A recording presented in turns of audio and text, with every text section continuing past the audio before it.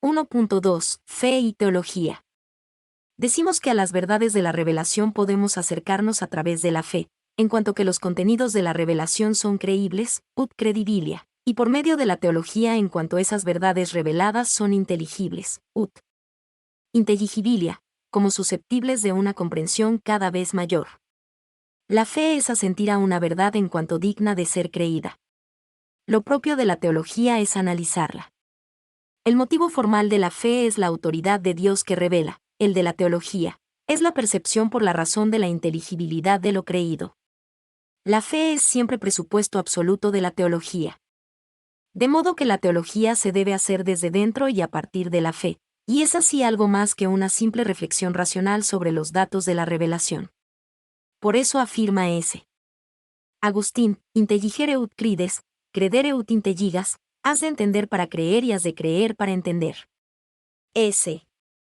Anselmo de Canterbury entiende la teología como fides quaerens intellectum, la fe que busca entender, no por curiosidad sino por amor y veneración al misterio. El creyente no discute la fe, pero manteniéndola firme busca dar razones del porqué de la fe. Por tanto, la teología es desarrollo de la dimensión intelectual del acto de fe.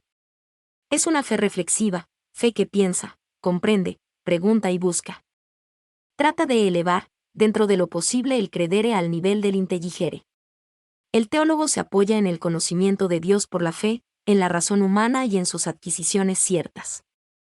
Entonces, con todo esto, el teólogo intenta ordenar e interpretar los datos que son objeto de fe, de modo que se vea su unidad tal como Dios lo ha dispuesto. 1.3. Teología como ciencia.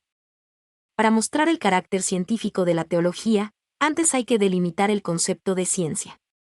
A lo largo de la historia se han dado diversos modos de entender el concepto de ciencia.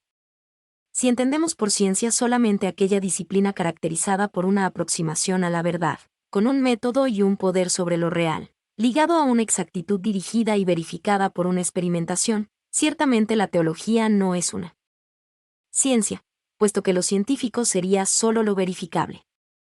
Pero sí entendemos como ciencia aquella disciplina que pueda probar un objeto con un método propio y pueda desembocar en condiciones que se puedan comunicar a otros. En este sentido se podría hablar de ciencia canónica, ciencia bíblica y ciencia teológica.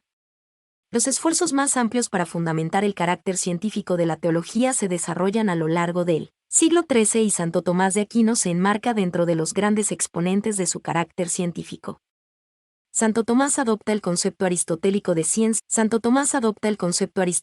ciencia y trata de demostrar que no es ajeno a la teología, basándose en dos argumentos. Uno, normalmente la ciencia tiene evidencia de sus principios.